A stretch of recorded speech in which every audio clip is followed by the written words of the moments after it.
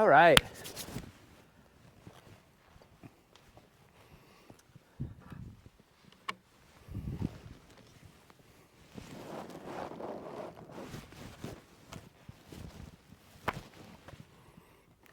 Be pretty funny if I dropped it.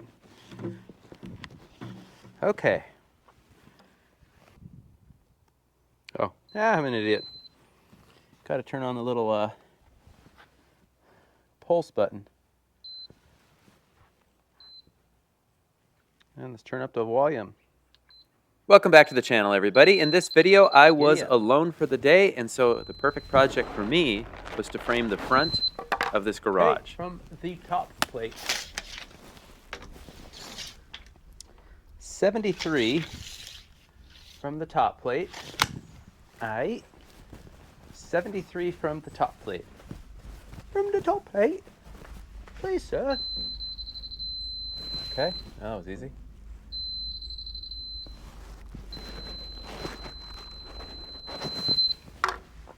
And this side,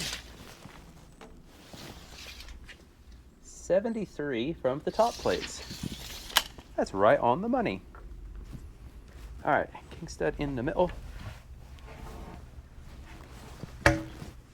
What my approach is here is I'm using the Stabila, I think it's the LAX 600G crossline laser and the little detector. All right, you can see in the daylight pretty well, but I'm using the detector because I just want to dial it right in. Verifying on each end that the heights are even. And since we shot them in with the laser in the previous videos, you know, they should be, right? They should be right there. So in this case, now I'm going to shoot in the middle because I really want the top of this wall to be as flat as possible. Oh, I can see the beam. It's right there. Make sure I'm flat. Into the beam. Right there. Always double check yourself twice. Haha. Okay. Up 73. And that was from the top of the single top plate. Normally, I would just run a chalk line across from end to end, just like the other videos. But I have a king stud that is right in between the LVL header and the 6x10 header. So I thought, well, why not just shoot it? I've already got the laser out, right? Might as well just get a control point. Do I have room for this thing? I should, right? Not that way. I never figure this out. Not that way. Right here?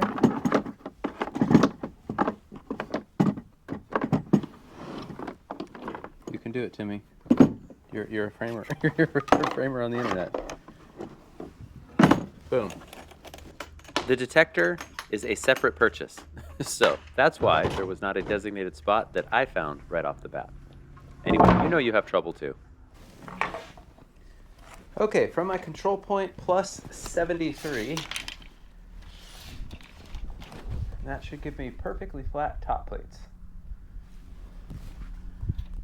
73. Gives me a total height of about 91.2.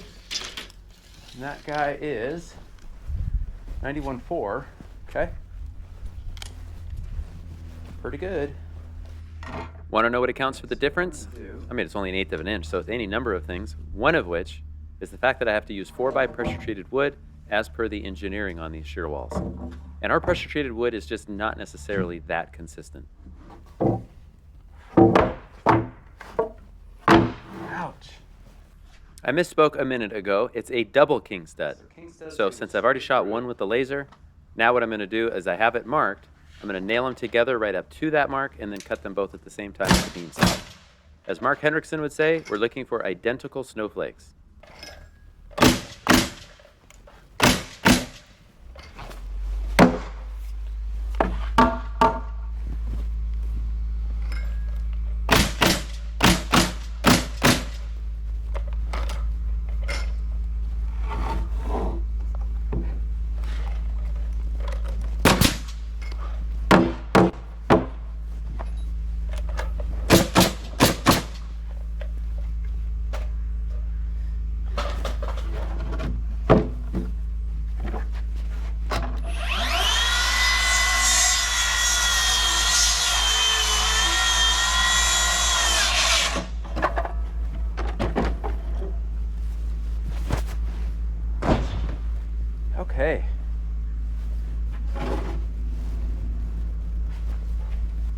So this center wing wall is like 12 inches. It's got the two ST-HD14 hold down straps, and then it has a single cast in place anchor bolt right in the center.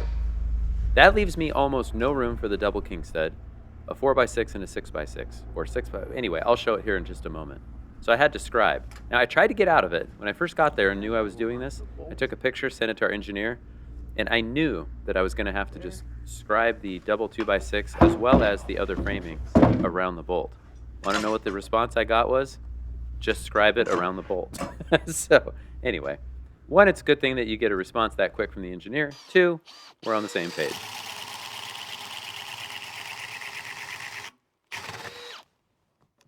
What my approach was is I laid out the center of the bolt and then I drilled it out with a paddle bit.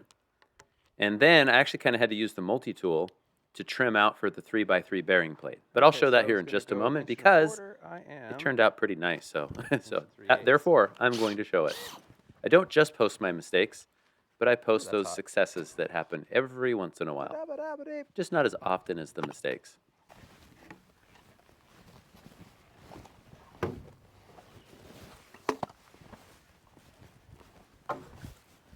Okay, so 1/4 inch deep.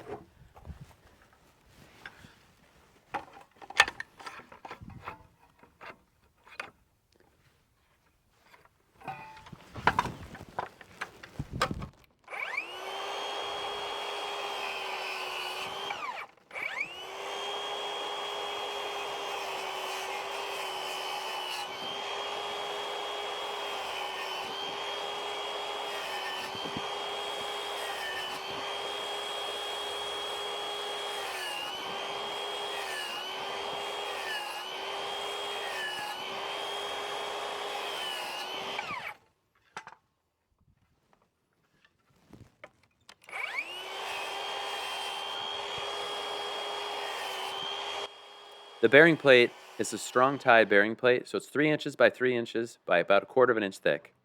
So I laid that out, made a series of cut marks, and because it's end grain, I didn't really want to pull out a chisel and try to beat those out, so the multi-tool made quick work of it.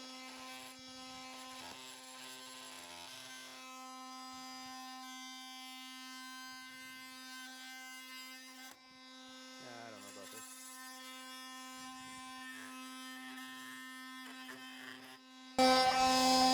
Yeah, let's just see how it looks.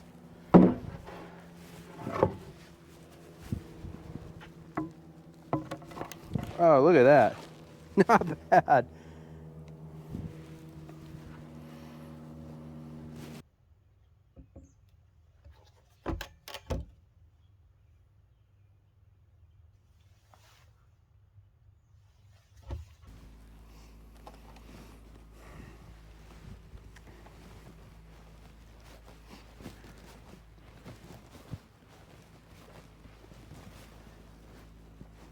Hey, top of the iron to you, as they say in Quebec. I shouldn't say that because the Quebecans, Quebecois, the Quebec, you know, the people who live in Quebec, the Quebec, they don't really have a sense of humor. Something tells me that they would be quite upset. Anyway, I don't even. Okay, so I'm on my own today. Got a little bit of illness going on, but I am going to work on this header, and let me tell you what it is. It is the Roseburg 5 1/4 by 16 inch 2.1E RigidLam. Yeah, this thing's massive. By the way, you want to guess how much this thing is per foot? You're going to get it wrong. And I know you are because everybody tells me on Instagram and YouTube that I get this wrong, but I looked it up. 22 pounds per foot. So it is 421 pounds. Way too much for me. So anyway, it's going to split over here. So 16 inch to here, and then I have the 6x10 that was going to go to here. I'm going to try to frame this all as one thing over sawhorses and sky it in by myself. It's going to be an epic failure, and I will post it. Nah, I'm going to do it. Anyway, the other thing I just kind of wanted to brag a little bit. See that one single bolt? Move this off. 6x6, 6x6 for the hold down straps. Well, you've already seen the story, so I love you all, even if you're from Quebec. I love the Quebec. Okay? Leverage, baby. It's not just a terrible show on TNT. So here's how I cut beams when they're super long. I don't want to keep flipping it over, so what I'm going to do, and I already checked, I have enough length. I always order these things 1 inch long, so I'm going to register both sides.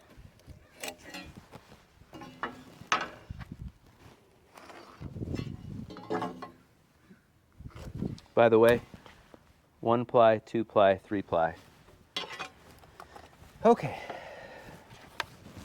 So I'm going to go this side of the line just because it's easy.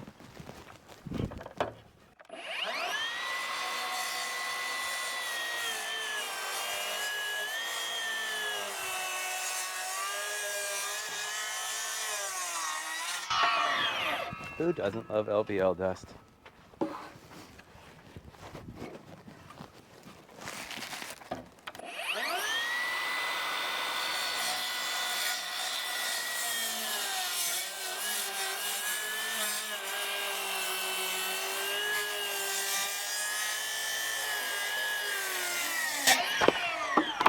Oh, beautiful. Hey, I need that. Okay.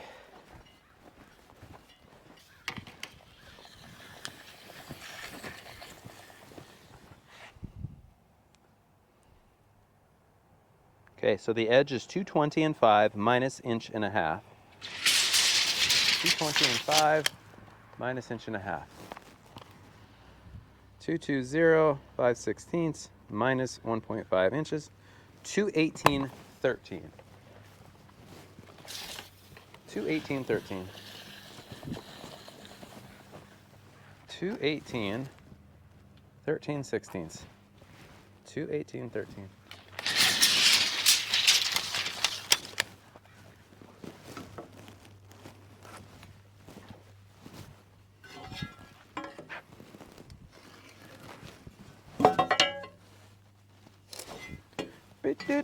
Do.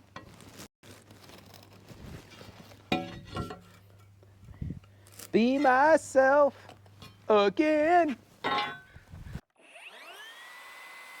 How much does this beam cost? Any guesses? It is a 5 1/4 by 16 LVL, 2.1E LVL, 19 foot long. $1,096 and some odd cents. It is 57.73 per foot. So, I don't really want to make a big mistake here, and that's why I'm going kind of slow.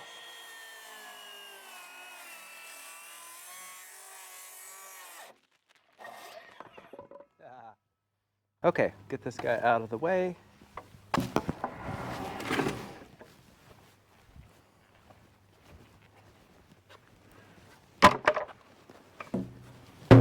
Gosh, that thing's huge.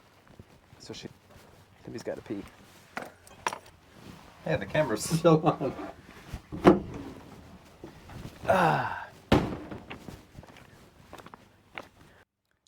For audio, I use the DJI mic. So the receiver is mounted to the GoPro, this current view. And then I forget the number of feet range I have, but the wireless microphone itself is on my lapel. So it dawned on me as I was in the restroom that I'm hot mic. It's a hot mic moment.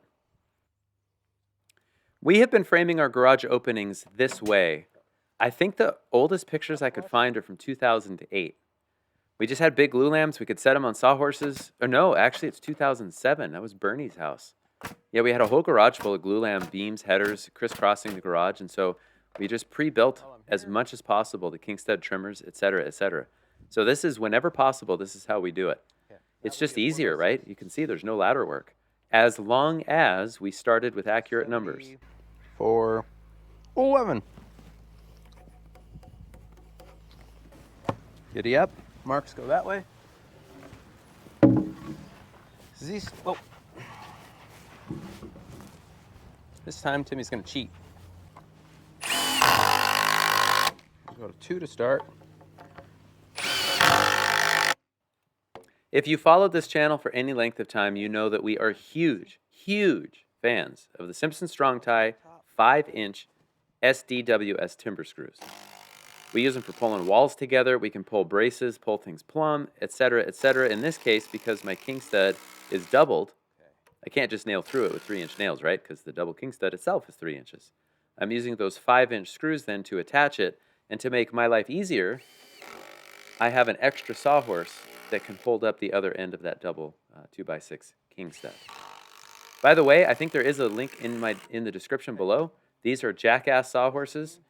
You can buy the pattern from Ed. He's a framer down in Texas. They're the best sawhorses we've ever had. This particular pair is over 2 years old. They last a long, long time if you build them out of Advantech.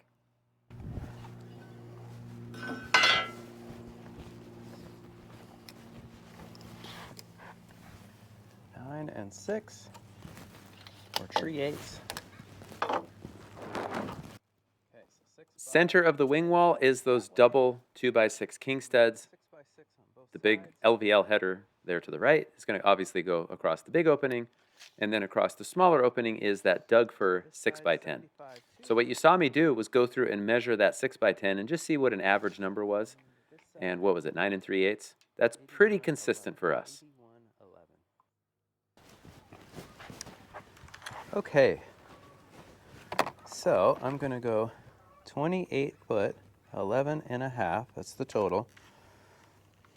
And I'm going to subtract 18 foot, 7 and a half, 18 foot, 7 and 1/2.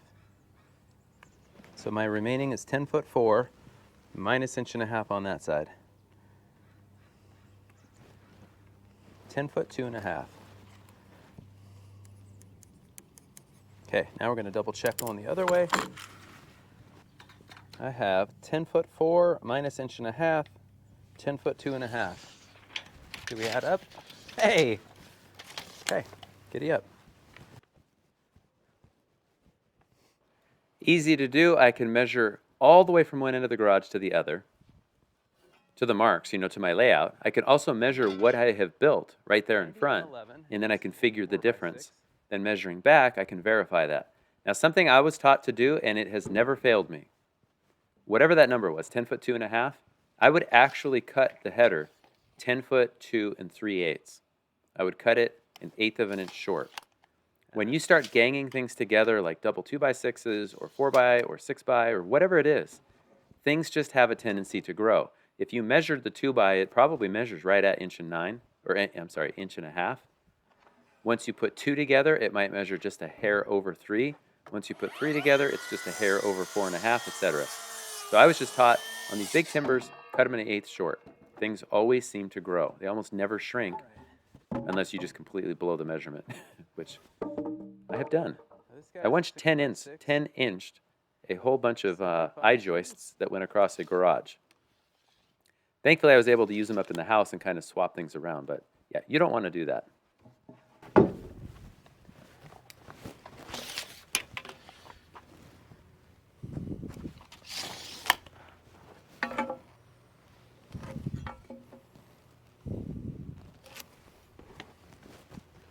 And 6x6 on that side, that is 8111.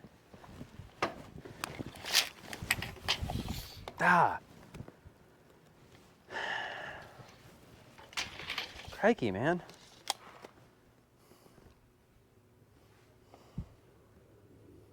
I don't want to use that.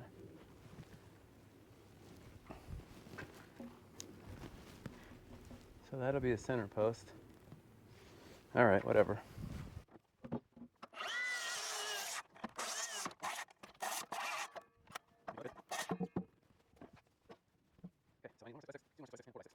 Now I'm just going to go ahead and fill in all of the trimmers. I know that they need to be either a 4x6 or a 6x6. That was entirely up to me. 4x6 was plenty structurally. Sometimes I'll use 6x6 because it will give me sheetrock backing at the same time. It is mostly dependent on providing enough backing for the hold down straps that you can see there at each of the wing walls. Now, even though I requested 10-foot 6x6, and I requested them to be pretty, I got an assortment of lengths, as you can see, and that's just, I got the lineal footage that I needed. Lumber shortages, supply issues, so sometimes you just take what you can get.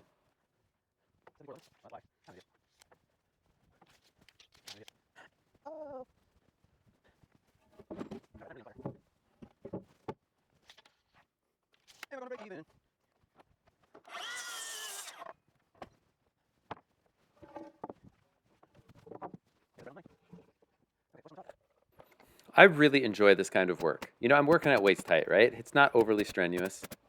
When I attach the 4x6 to the king stud on this side, I'm basically nailing 3 about every 6 inches all the way down. We want that good and stitched up. Later, we're going to have sheathing on the side that's running north-south or parallel with the wall on the right, and then we're going to have our shear panels.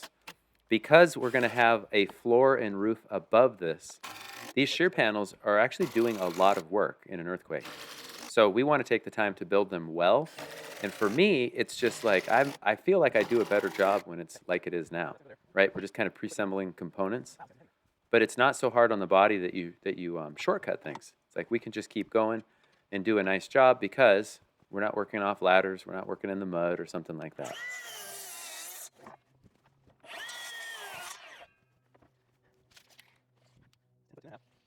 This 6x10 did kick my butt. It was heavy.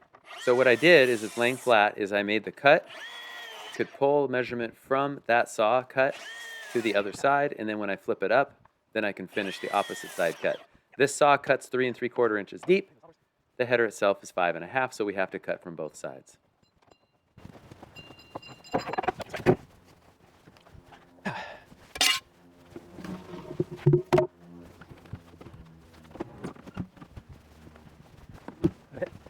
Okay, so I really go way back. Yeah, there. Yeah. This thing's heavy, man.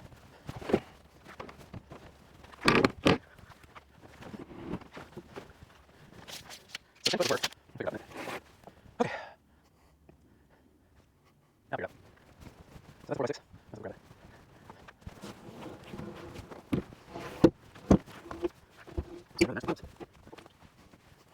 I can all the way back.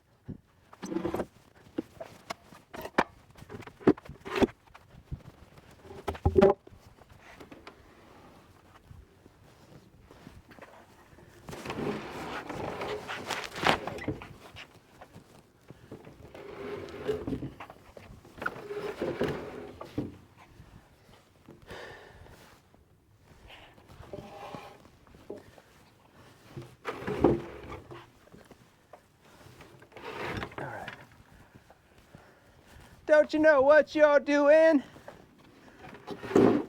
Okay, 10 Struc bucks, if you can figure out what song that is, and I will give you only one hint.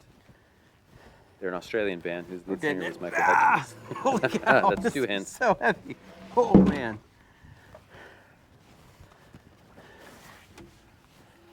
Ah.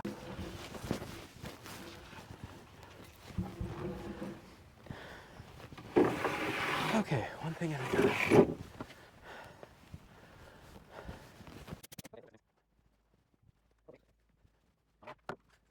Okay, yep, that was a little difficult. Basically what I want at this point is I want to do a couple things. It's tacked. I can adjust that if need be. I could cut the nails, I could pull the nails, whatever. But I need to just get it tacked and nice and tight. Eyeball it straight and also measure the length because we still have the opportunity to make some changes here if I did something wrong. It wasn't straight. Joining the Doug fir header with the LVL header there, it just had a crown to it. So I was pulling it and like toe screwing it with those big screws. And we got it. The other end, well, this is easy, right? It's a single 2x6 king stud that when I nailed it wasn't flush, so yank it off real quick and make it flush. No rocket science here, right? Except we just want to use our head. Like as we're building it, we know what it's going to look like when it's in place. But we also have to think about how we're building it so that we can rig it and lift it in place. So that's why my top plate, which was only a single plate, I needed the extra room for my garage headers, or I'm sorry, for the garage doors under the headers. Those have to be 8'1" so that after trim, they're 8 foot. So what I'm doing is I have a single top plate. I want to make sure that it goes past where the headers split. And that's just going to provide me a little extra stiffness as I go ahead and I rig the wall. So same thing, I'm just going to work it from one end to the other. I want everything to be flush on the top.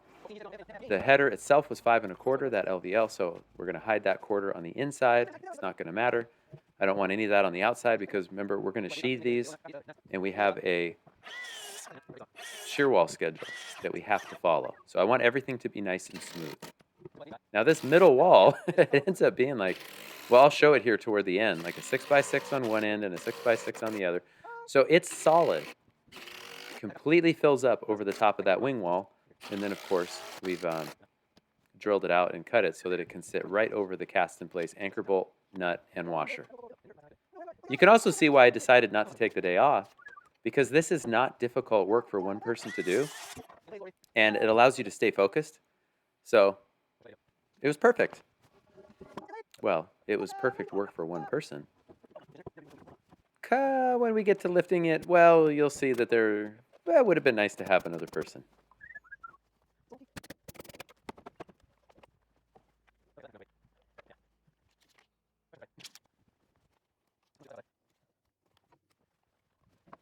Our portal wall detail requires that there be a 2x6 nailed to the underside of the header between the trimmer or jack studs. So that's what I'm doing right now is I can measure the wing walls, I can cut that. That's just one more thing I don't have to do on a ladder or off of a ladder later.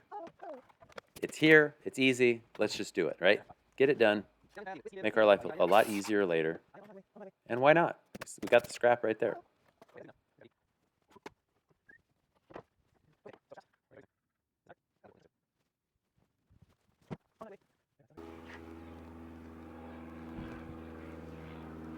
Yeah, I think I'm gonna slide that rigging point over, but I am ready to lift this thing solo. Wait for that airplane to go away so I can send the drone up. And we'll see how this goes. I think I might slide, I don't know, I think I'll leave that pick point there, slide over. Even if I'm out of level, I think I can take care of that. I'm not too concerned about getting it perfectly level, but we will see. So, that's right, always be safe. Timmy's third law of thermodynamics is that if people are around and watching, it will go bad. So the last thing I do is make sure that nobody is watching. Usually my brother shows up and then everything goes south. Just kidding, Brian. But seriously, remember that one time at your old house? We've never forgotten about it. Okay.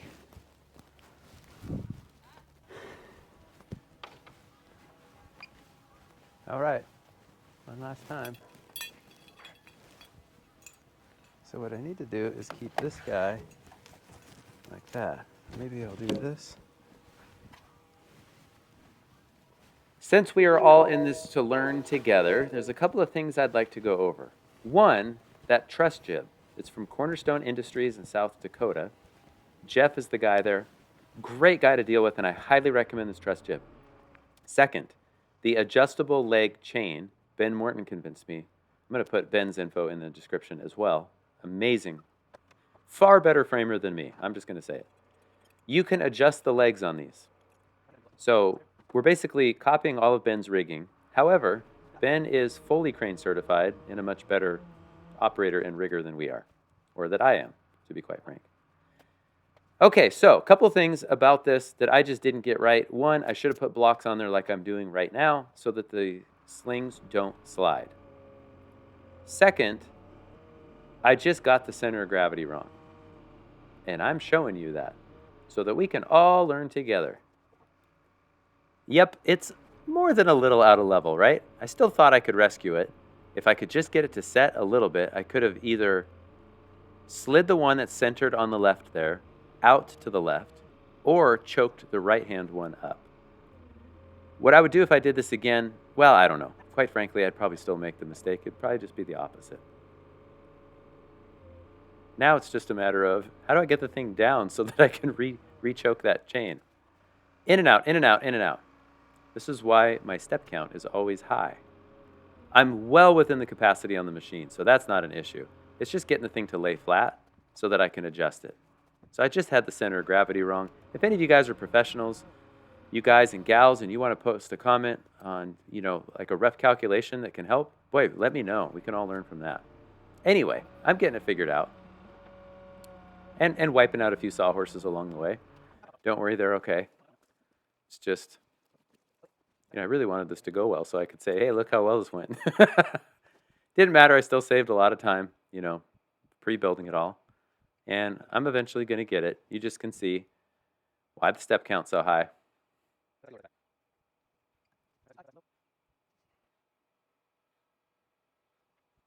I was pontificating the meaning of life at that point. No, it's like, let's move everything else so I don't wipe it all out. We'll see how much closer we get it. And lo and behold, we get it pretty close. By we, I mean myself and the voices in my head. Not too bad, right? This is where an additional person would really help because they could have just kept their hands on it. Now, this is what I love about the truss jib, is that it does rotate, which can be annoying, but it's not like it just flails around. So once I moved it parallel, now I have to get it in place. At least it's parallel. I'm going to be in and out a couple times because I do have those hold down straps, which helped because once I got it close, I could push it against and let the strap kind of guide it down. Then it's just a matter of leveling the machine. And as you can see, we're there. Pre-cut the top plate. Now I'm going to show you that I can, in fact, overlap top plates. The way that we always attach our walls is we use those same 5-inch strong tie SDWS screws, and watch how it pulls together.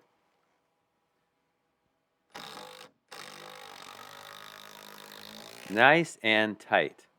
Normally that's not that big of a deal, but because we have a bunch of timbers, doubled king studs, we have, 4x6 or 6x6, whatever the case might be, etc. Now that I'm there, I can go ahead and attach the plates. That way I can take the rigging down and it's not going to flop forward, right? But you already knew that. You knew that. I'm just saying that to remind myself why I have to attach those top plates. Same thing on the other side. Now I did have a slight height discrepancy, but I was able to toe screw it down and get it pretty good. Good enough. As good as it needs to be, as we say. Now that it's safe, I can start to take down the rigging. Kind of wish I'd left that stud out just for access. Yeah, look at that. So 6x6, double king stud, and then I think 6x6. All sitting over that bolt. Not too bad, not too bad. Well, kind of an easy day's worth of work. It's kind of nice to challenge yourself, and even if it doesn't go well, it's always a learning experience, right? And now that it's done, there is always one last thing that you must do. Here it is.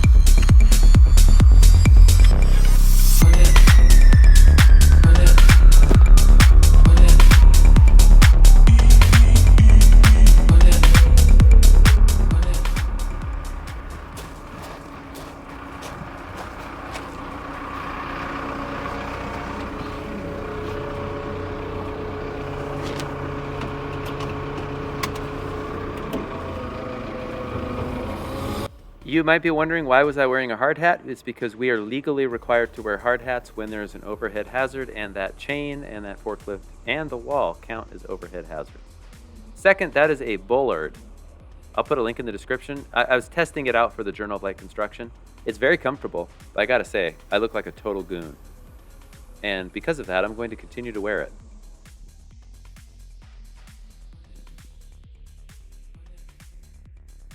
Okay, so there's what it is. I forget how many feet, 29 feet across total, something like that, just shy. I definitely would not have wanted to do this work without a forklift, that's for sure. So, hey, thanks for watching, everybody. If you want to hit that like and subscribe button, great. We'll see you in the next video. Okay, it's done. I don't mind saying I'm a little tired. I definitely did not get the pick points right the first time. I was very close. I'll post that later. Not sure I'll have time tonight. So here's what I was talking about earlier. Our shear walls, I need a 6x6 down. I'm gonna fill that in tomorrow. We'll brace this thing plumb. Middle's done. I mean, look at this thing. Nice and tight. A little bit of a gap on the bottom. I'll take a look, make sure the top is flat tomorrow, but I'm a little tired today. But I am gonna go to the gym, 6x6 down. So that's not too bad. But setting that thing by myself, running back and forth, to me is a wee bit sway.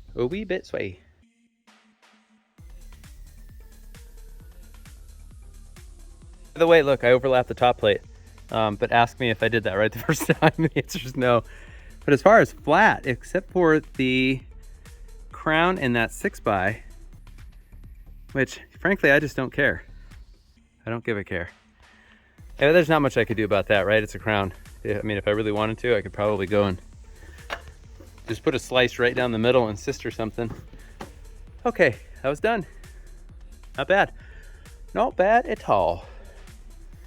Maybe not good. Not bad. I'm so tired. Anybody know why I keep waking up at 2:30 every single morning? Wide awake. Not anxious, just awake. Like my body's like, hey, get up and do something, dummy.